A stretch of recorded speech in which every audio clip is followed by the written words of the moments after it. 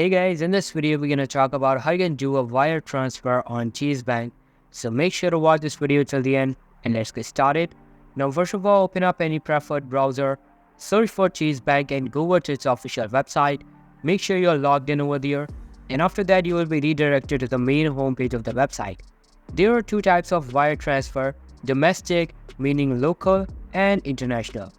Here is how to send domestic wire transfer. After signing in, tap on Pay and Transfer, then tap on Wires and Global Transfers.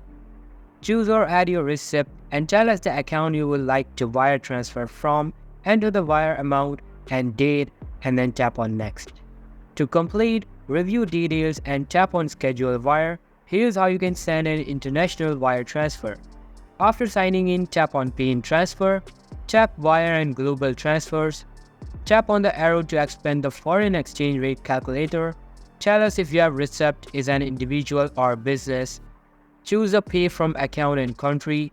Enter the amount of wire transfer in US dollars and tap Send Money.